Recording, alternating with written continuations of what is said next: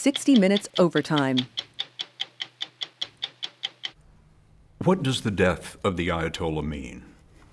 It is definitely a sort of earth-shattering event in the sense that when people identify the entire monstrosity of a regime that is depicted ultimately by the chief monster of these monsters, when he's gone, the minute such a personality disappears, it's like elation. It was like, oh my God, it has finally occurred. Maybe this is it. This is our chance now. You call him a monster. What do you mean? Well, I mean, ever since this regime has taken over, how many Iranians' lives have been lost?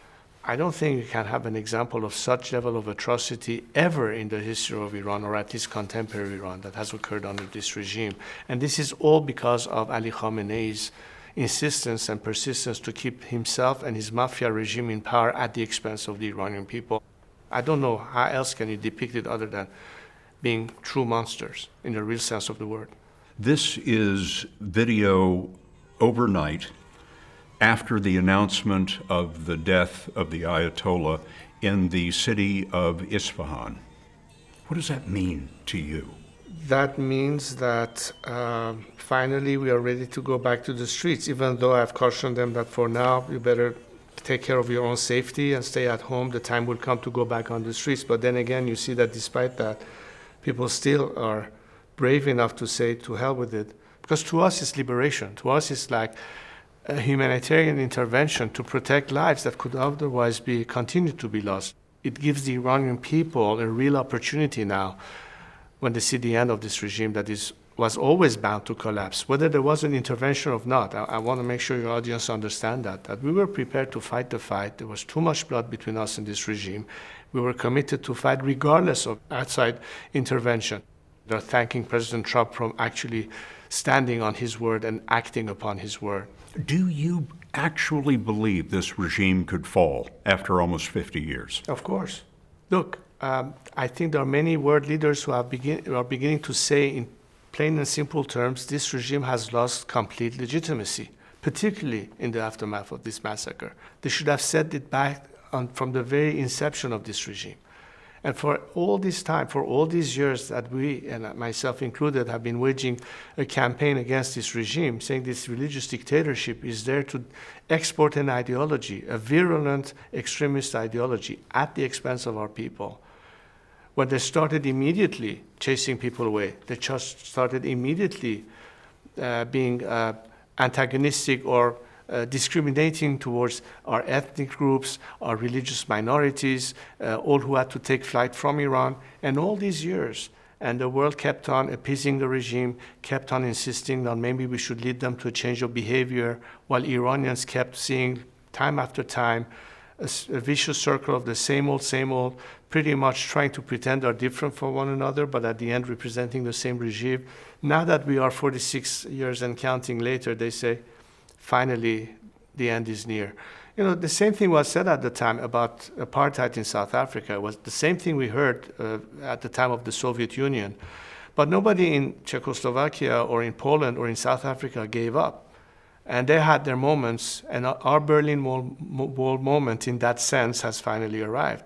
And this is because today we see that more and more governments are realizing that it is no use expecting this regime to be any different than what it actually is. And instead of thinking that our solution is to find a way to negotiate with this regime, we better invest on the Iranian people as the alternative, because they, especially important to the American audience, unlike this regime that from the very same day tried to poison and brainwash young Iranians to chant death to America or death to Israel. The Iranian people are friends of America and will be friends again.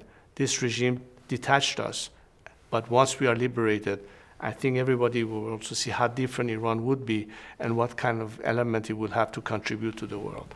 After the death of the Ayatollah this morning, the regime said that new leaders had been put in place and the government continues as before. Well, of course they will say that. But I think they are like trembling, once like, the whole house of cards ultimately crumbles. I mean, Khamenei was not just acting alone. He had a whole system that embodied him. His death doesn't represent just the death of one singular person. It's not like Saddam Hussein dying or Gaddafi dying. This is really a system on the verge of collapse. As a last desperate measure, they thought that by cutting off Iran from the rest of the world and in the darkness of night, wage war against their own citizenry, and that they could plausibly hope that they will still survive as a result of that. I think they sealed their doom by their own act. But what's important, and I go back to your first question, of how Iranians are now celebrating, because now they think they have an actual chance to succeed. Until now, they said we are defenseless, we are unarmed vis-a-vis this brutality of the regime. How could we possibly liberate ourselves? And that's when the cavalry arrives. It's almost like D-Day for us. Now the playing field has been equalized. At least we have a real chance now to succeed and take back to the streets and ultimately take the country over. But what chance do the civilians have against 150,000 hardened Revolutionary Guard troops? Don't assume that they're all on the same basis. Look, the very top echelon of the IRGC may be having vested interest in surviving because they benefit financially or economically by this symbiosis they have with the establishment. But understand that the core of these elements that are from certain ranks and below are not participating in that piece of the pie. In fact, some of them have to work secondary jobs because their paycheck is not enough for them to feed their family at the end of the day. How long do you think ideologically they'll be committed to a system that has been rejected by the people? They know that. Some of their own kids are on the street protesting against the regime. How far could that be tenable? It's like the end of every totalitarian system. There will be a moment that they will start thinking, is it worthwhile for us to continue sustaining this regime? Especially when we offer them a way out, an exit strategy. And I've been taking this position from the very beginning. Anyone, whether civilian or part of the military, paramilitary infrastructure, that don't have the blood of the people on their hand should be able to survive and will survive regime change. Let them be part of the solution. Let them join with the people.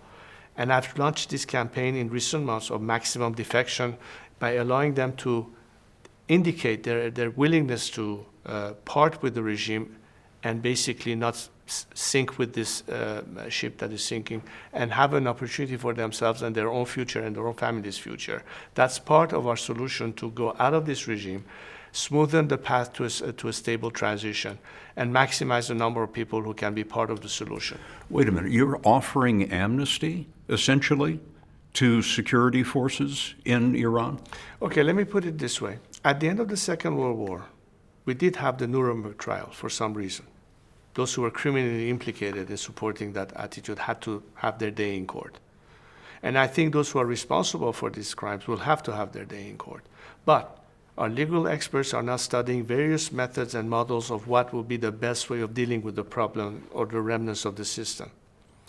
We're looking at transitional justice. We're looking at truth and reconciliation, what happened in South Africa, and another example. So what's the best way of dealing with that aspect? And people have to have the right to bring about their grievances. So many families that were victims of this regime, so many grieving mothers, so many students that were arrested and tortured and executed, the political prisoners. There are so many examples where justice has to be served.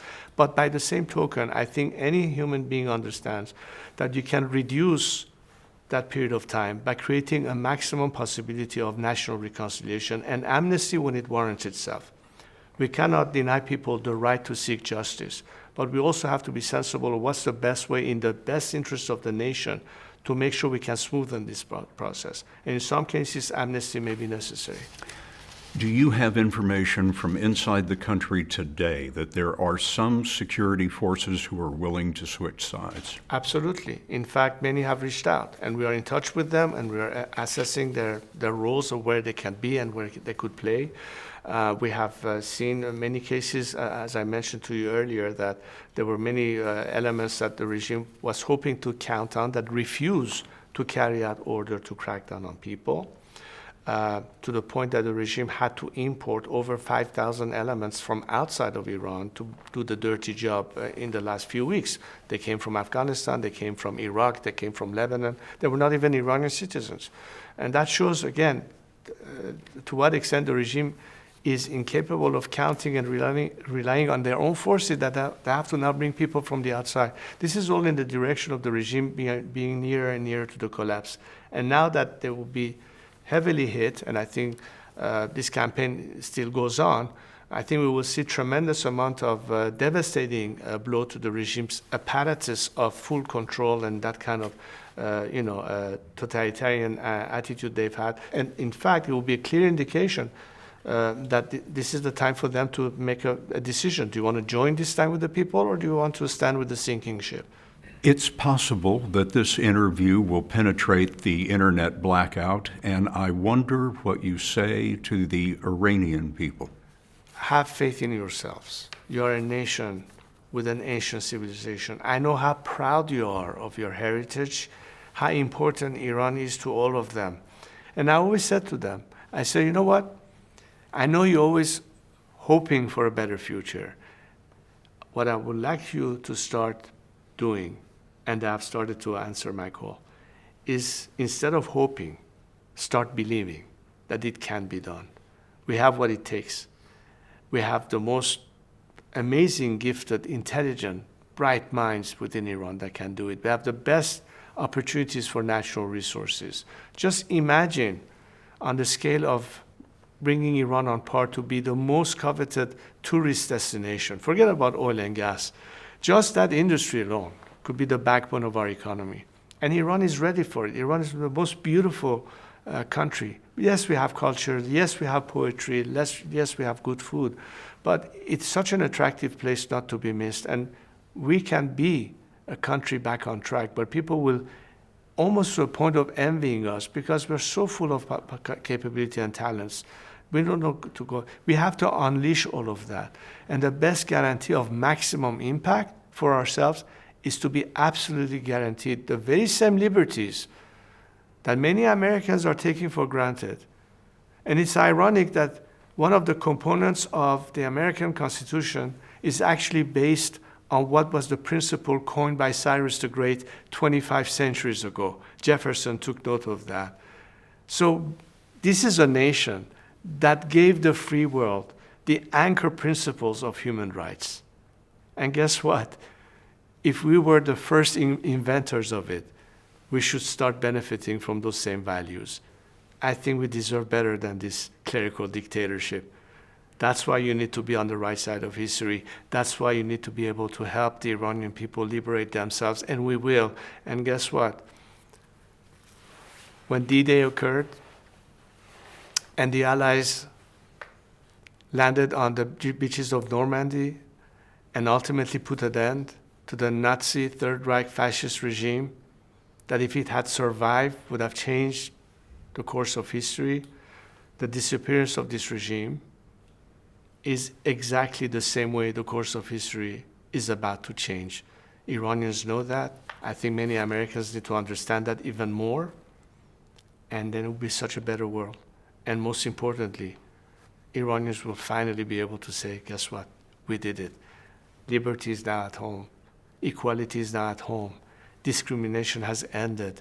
We can now practice our faith freely. We don't have to worry about our ideology or being somebody on the left or on the right. We don't have to worry about discrimination against ethnic groups or religious minorities or the LGBT community or what have you. All of that is incorporated in that. And yes, I think we are this close to it. Now that the cavalry has arrived and the essence of the regime means of keeping us from liberating ourselves has been severely damaged and hopefully be totally decimated as a result of the current campaign, I think that horizon is so near. I can even smell it and taste it as of now. Not just me, millions of Iranians. Has the Trump administration been in touch with you since the war began? We have had some level of communications recently, and of course, as the situation is unfolding, I think it is very important, especially now that we have to anticipate what happens next and what could happen when the regime collapses during the transition. I've been talking to the administration. I'm also talking at Congress level. In fact, we have many people who have been hearing what have been suggested to them. I just spoke today with Senator Lindsey Graham, who's a big advocate of having perhaps a bipartisan council of people who will hear better exactly how we propose the transition. I think that's important for the American legislation as well as the executive to understand, but also I think the American business community and ultimately the American citizens. What's in it for them at the end of the day? How does it impact them? In what way would that be beneficial also for American, not just security interests, but also even economical interests? All of this is at play, and I think we will be able to address all of that in the transition process and how it will ultimately pan out. And to your point, what is in it for the American people? Well, a different Iran means that the people of Iran, unlike this regime, that from day one led them to chant death to America or death to Israel, are friends of America. Let me take you back to 2001, on 9/11, when that sinister day occurred. And oddly enough, many of the countries that are supposedly the friends or the allies of the United States had people on their streets celebrate the terrorist attack.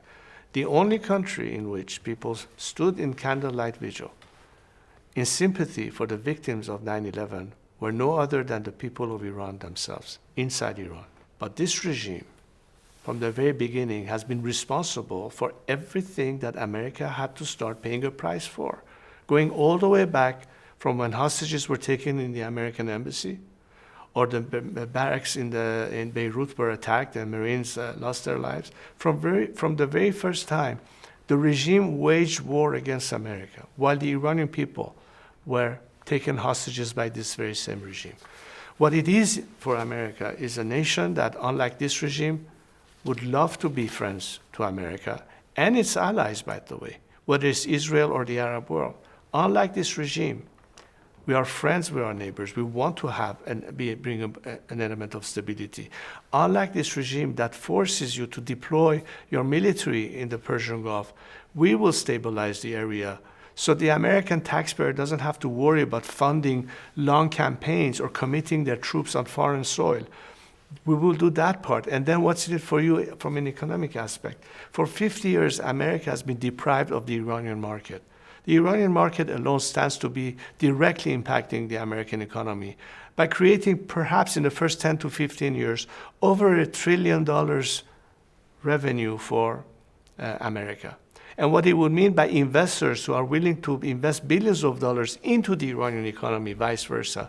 Many of them are American corporations and businesses. It will be a totally different world.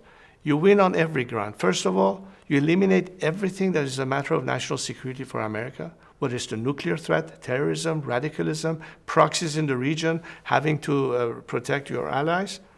That's one thing that you can't cross off the map. That will disappear immediately the minute this regime goes. And instead, what you have? Instead, you have a country that is committed to regional stability and cooperation with its neighbors and opens the door for economic prosperity. It's good for us. It's good for America. It's a win-win. What is your message to President Trump? My message to President Trump is that I'm here to echo and join millions of my compatriots inside and outside of Iran to thank him for having done and having the courage to do what is not easy, but intervene. And he will go down in the annals of Iranian history as the most celebrated foreign leader that changed the ball game and changed the world as a result. In January, President Trump said this about you, quote, "He seems very nice, but I don't know how he'd play within his own country. I don't know whether or not his country would accept his leadership. And certainly if they would, that would be fine with me." You don't seem to have President Trump's wholehearted support. Well, first of all, I don't think that somebody in my position will ever expect to have an official endorsement of a foreign government or a foreign leader. What I do know now is that millions of Iranians inside Iran and outside of Iran are calling my name. They recognize in me the person uniquely placed to play a role of transitional leadership. Not running for office, because that's not what I'm doing, but to be a bridge to that destiny. Someone who can have support of millions of people, someone who can bring the military to support him, somebody who has an actual plan, and somebody who has unified the opposition in the most diverse way so we can work together towards that common agenda. I have done that, and I think that should be the measure by which world leaders can see whether or not I'll be effective. And I think you will soon see, as this thing pans out, what kind of traction it has, and ultimately respect whatever it is that the Iranian people at the end will decide. That's what I've been committed to from day one. From day one, I said my only mission in life is to see the day that the people of Iran will have an opportunity by means of free and fair elections to decide their own future and choose their future leaders. I'm here to bring them to that point, and then, as I said, at the end of that process, whatever transitional government I have formed and will form will hand over control to the elected first parliament of this new secular democracy we're working for, and ultimately the first government that will be elected. Whether they choose you or not? As I said, I'm not running for office, but I think the Iranian people trust me in the sense that they know that my track record proves it, that I've always been faithful to my principles. I've never been part of this regime. I think that says a lot in terms of people knowing that anybody associated with this regime is not to be trusted, and I represent in some aspect that. They know that I'm a Democrat. They know that I'm not advocating for one outcome or the other, but I believe that we need to do this in the widest array of like-minded secular Democrats that may be differing in opinion as to the final form it should take, but today we are all engaged on the same path of liberation. You don't want to be king? I'm not running for office. I'm not. Are you saying in this interview that you wouldn't lead Iran? That's a different thing. They trust me as the transitional leader, not as the future king or future president or future whatever. I'm totally focused on my mission in life, which is let me bring the country to a point that they can make that free choice. That will be enough for me having said mission accomplished. What are the principles on which you would build a new Iran? Okay. So I think what today unites us are four core principles that I think is the subject of how we can work together towards that end. Number one is Iran's territorial integrity. Number two is the clear separation of religion from state, which is a prerequisite to democracy, and we paid the price understanding what it means to live under a religious dictatorship. Number three is, of course, equality of all citizens under the law and individual liberties. And most importantly, the process, a democratic process to allow the people to elect and decide what their future system of governance should be. So that's the transition phase. But my vision of tomorrow is an Iran that obviously gets back on the path of progress and modernity. I think it's a country that will have all the necessary institutions strengthened to protect our democracy and not waver from it. That means a true checks and balance system. That means a strong civil society. That means everything that advocates to protect people's rights, whether it's media, whether it is labor union or anything else. But beyond that, to have a roadmap to Iran's prosperity, which is exactly why it's been over 2 years now that I gathered a number of our best experts to work on a project that we call Iran Prosperity Project. And that project has three phases. One is short-term, the first 100 days, how we manage this transition. The midterm, which is anywhere from 6 months to the next 2 years. And then long-term, how can we, in fact, have a strategy that addresses every area of need that Iran needs to have, from infrastructure to health issues, to education, to environmental issues, and so on and so forth. In fact, the conversation I had today with Senator Graham was to be able to present that so that lawmakers and the American business community understand in what way does that pan, how will it impact Iran, and where and which part of it could be of interest. And I'm not just talking to the American side, of course. I've been talking about this in Europe as well. I think it's important for the world to understand that Iran is a country that can be, first of all, the most attractive, untapped area to invest in. But why is it important? Because as it creates more economic benefit for them, it also helps Iran be an anchor state that stabilizes the whole region. That's why it was before the revolution. We didn't have any problem with our Arab neighbors, or in fact with Israel or any of the rest of them. And let's not forget at the time we were in a sort of like a Cold War scenario. So I think Iran can play a huge role in bringing about that stability and the opportunity for the Iranian people at the end of the day, which is always my first priority. How does it help Iran be back on the track of progress and welfare? You imagine peace with Israel. Of course.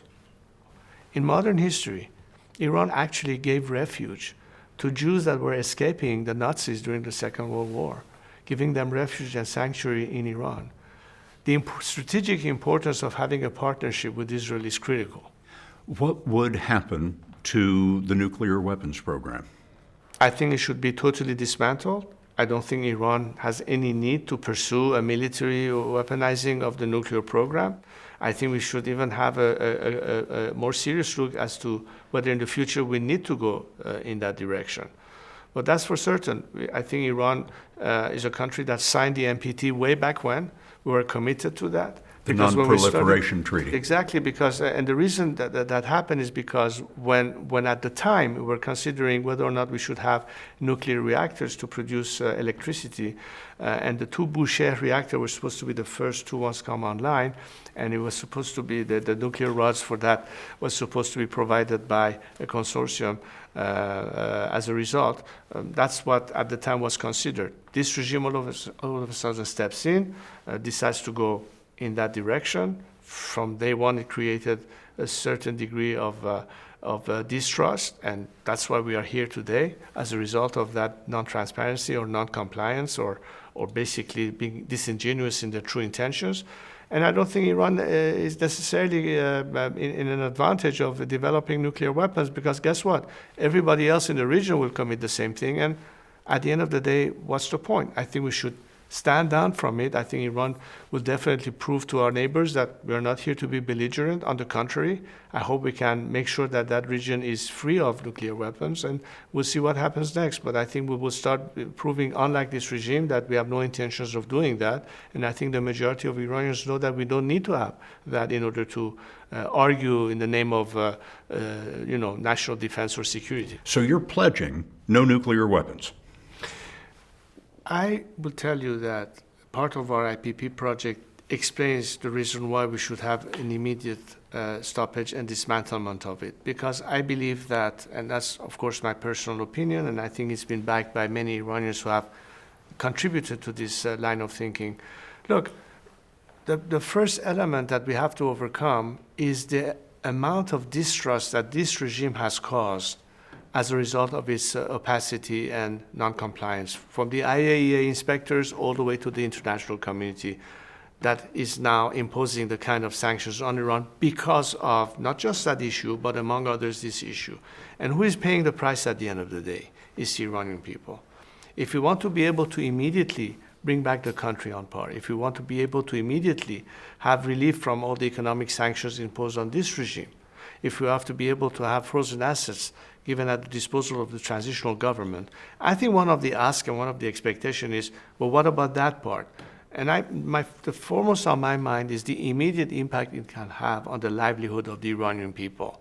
We have to eliminate any doubt that remains in the world about Iran's position on the issue. I think that's one of the elephants in the room that needs to be addressed, and that's why I'm committed to it, and I believe it's important for Iranians to understand that we will benefit far more by having all other forms of security assurances than having to build our own military arsenal that is not conducive to anything at the end of the day. We can certainly be back on track as we were and had the best military, non-nuclear military in the world as Iran was, and had no issue to be concerned about our defense because nobody at the time dared to attack Iran. Saddam Hussein attacked Iran only after the regime took over. So to eliminate ambiguity, no nuclear weapons. That's your position? That's absolutely my position, yes.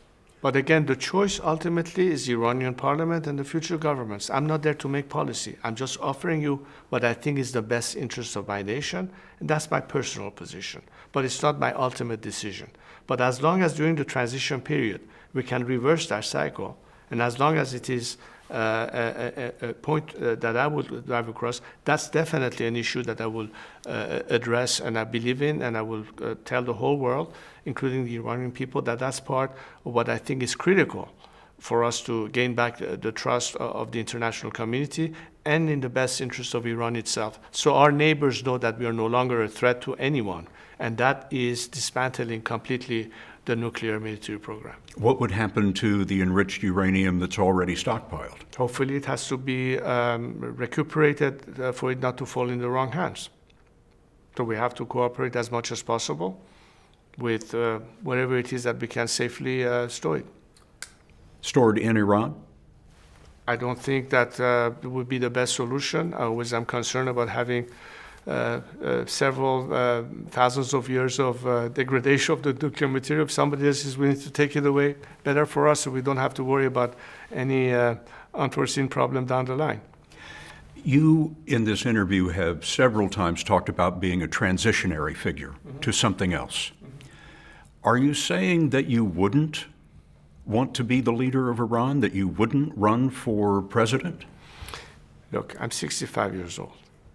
Best case scenario, this happens over the next 2 or 3 years. By the time there's anybody out there who says, okay, should we give him a more extended role to play post this transition? Many people may be asking for it. I'm unable to, in all honesty, answer that question to you right now. My first inclination is probably not, because I think I would have done my job already. And I really feel more like being a father of the nation, more than being at the helm of governance. You know, it touches me a lot. Maybe there's something about my personal life that goes into this that most people may not necessarily assume at the first place. A lot of people throughout my life has been coming to me, the age of my parents, who have been saying, you know what? The day you were born was the most significant day in our lives, and we celebrated your arrival. You were our adopted child. You were not just the son of your father or mother. And now at this age, I have today's Gen Z that call me father. Gen Z. The Gen Z of Iran. They call me father. And that's the best title you can hope for. You don't need to have a crown on your head or an official title. What could be more gratifying than to be a father to the nation, to be the one who says, I look at all my children without any form of preferences. I'm there to support you. I'm there to be your shoulder you can cry on. And they have. When I was in Munich a few months ago, when we had that gathering of diverse Iranians committed to our national platform of liberation, there were mothers of slain people who were there crying on my shoulder. There were young kids who were there, who were shot in the eye during the Women Life Freedom movement in Iran, who were there. And they were all saying, you know, you are like a father to us. What more could you ask for? And if you ask me, is that more important or being in a position of governance? Of course, the answer is, it's so clear. I'm not seeking power. I'm not even interested in power. What I'm interested in is to be the best possible father to everyone, that reconciles the nation, that makes them understand that we can all live under the same roof. We can agree to disagree. We believe in pluralism. We believe in tolerance. We respect one another, and we defend our collective interests under the rule of law. That's what I've signed up for. That is my track record. And that is what millions of people today ask me to intervene. And, they may not agree with the future role for me, and that's fine. But they do agree that I can play this role for them. And that's exactly what I'm doing. Your father's reign is remembered for repression and opulent wealth. And I wonder why you believe the people would welcome you now. Well, that's perhaps one narrative. But when you look at a lot of people who were at the time living that era, they were telling me, you know what? We recognize where we were and where we are now. And today we want to be with you. We support you. We back you. And there were people who were in those so-called prisons that were notorious or repressive or whatever you call. They were imprisoned under the previous regime. People were killed in your father's regime. Look, my father left Iran voluntarily to avoid bloodshed. And he said, I'm a king. A king doesn't build his throne on the blood of his own people. If the nation today wants me out, I would leave. I will not turn my guns on them. You have been out of the country for nearly 50 years. Why would the people want you? If they thought that was an issue, I don't think they'll be calling my name by the millions on the streets of Iran. I think that part of the reason people trust me only is because they cannot associate me in any way or form to the revolution or to be part of this regime. The very same people who today are in the streets, all the young kids that are getting shot and massacred by this regime, are a generation that turns to their parents and tell them, what the hell were you thinking? What was that madness to think that this Khomeini character is going to be our solution and our path to freedom? And look at where we are now. But from the day I left, I never left Iran. Iran had been on my mind every single year of my life, when I wake up in the morning, the first thing that is in my mind is Iran. I could have easily said, you know what, to hell with you. That's what you did to my family. I could go out there, pursue a career, become a successful entrepreneur, live a much better life, away from threats, away from assassination plots or what have you, and mind my own business. But I couldn't do that. I couldn't do that because from the very first time that my father had just passed away, this is like July 27th of 1980, and Saddam Hussein decides to attack Iran on September 15th.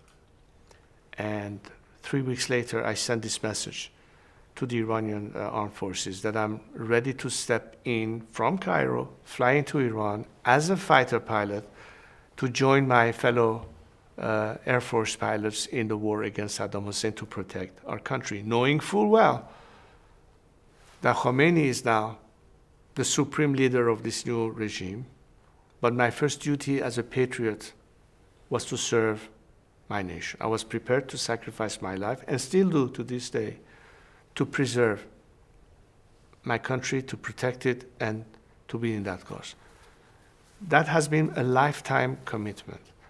And I don't think geographical separation should be used as an excuse to disqualify me. On the contrary, I think they see that despite that separation, I've always been there. They followed me. They followed everything that I said. Back then, we didn't have the internet. We didn't have, the ability to FaceTime on WhatsApp or send each other text messages or have an Instagram or a Twitter account. Today, we do.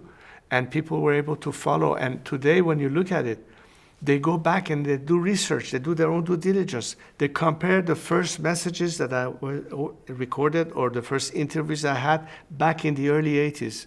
And they see that what I've been saying 45 years ago is the exact same thing that I'm saying today to you and others.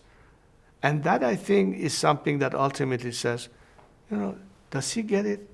Is he on the same framework? I think they get that. They see that, I've always been there. And I always said, if you turn your back on me, I will never turn my back on you. And I think that's how today they look at me and my role. That's why they think that I'm the only person qualified to do this role, because many people have wavered. Many people have changed their tune. Many people were, I guess, trying to show up to the plate and be opportunists. I was never that, and I will never will. But I've always been there to serve, and at the end, they get to decide their future leadership. I said, I don't want you to pick me to be your future ruler. I'm just here to make sure that you get to make that choice once and for all, and for the first time in our history, not blame it on anything else but your own free choice. And that's what makes them have full confidence in my abilities, not being away from my country for 47 years. At what point do you return? If I could do, I would take the next flight tomorrow, although I don't think I would conventionally land with an Air France jumbo jet like Khomeini did. Who knows how we'll get back there. But I'm ready to go in there, even before the regime completely collapsed. I need to be there with them. I need to make sure that they have that hand to hold, or the hand that holds their hand. As I said, this father figure role is critical. But more critically is that I have a plan. More critically is that I have a process whereby we can bring about that change to manage this transition. And I've been working with a team of the most talented experts we have, economists, legal experts, and others, working with people inside Iran who definitely are quite capable, but only this regime will not give them the light of day because they're so corrupt and mafia-like that they don't allow even people who actually care for the country to get in any position of influence. That's going to change the minute this regime collapses. I'm going to bring the best expert to help us rebuild our nation. I'm going to make sure that our civilian bureaucracy is there to manage the transition phase and maintain the country functioning. I want to make sure we bring the best and our brightest experts from the outside to come and help. It's a hybrid approach. We have so many talented people waiting to step into Iran the minute the situation changes, all the way across the world. And we have so many inside. I've been working with them. I've been communicating with them. We've been planning this in a very serious way. So the minute this regime collapses, we're ready to hit the ground running. What more are you asking of the United States? I think the United States, and by that I mean not just the administration, I mean lawmakers, I mean American entrepreneurs, industries, universities, centers, whoever out there understands how different the world would be with a liberated Iran. To buy stock in a nation and invest on its people, give the benefit of the doubt that the Iranians, once free, will prove everybody that we are capable of not only redressing the matter for our own interests as a nation, but also what it will mean. Look, you don't have to go very far. Just take the Iranian diaspora in the United States. One of the most successful diasporas ever since the revolution. Highest level of education. So many of them successful leaders in their various capacities, running medical centers, huge companies, just Silicon Valley by itself and what it represents. So many of them Iranians. I know there are many Americans listening to this program that probably have an Iranian friend that they went to school with, or they have a business partnership with, or work for them, or some that work with them. It's a very palpable thing. I don't even have to make my case anymore as far as America is concerned. All you need to do is to look at what Iranians in America would say about America and how the relationship between a free Iran and America would be. And I think we are capable of making that case very easily, and we will. When you see the courage on the streets that we're witnessing now, I wonder how that moves you. I think it's the ultimate definition of heroism. Do you remember that lone Chinese student in Tiananmen Square standing in front of that tank? I remember that image. Let me give you another visual that has been going viral on the cyberspace. That firefighter who was carrying a wounded person that was shot on the streets just a few weeks ago, and they shot him to death. That image, exemplify that.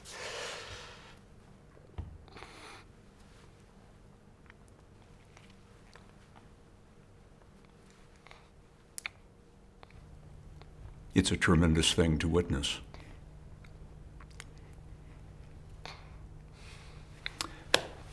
Sir, thank you very much for your time. I'm very grateful to you. Thank you very much.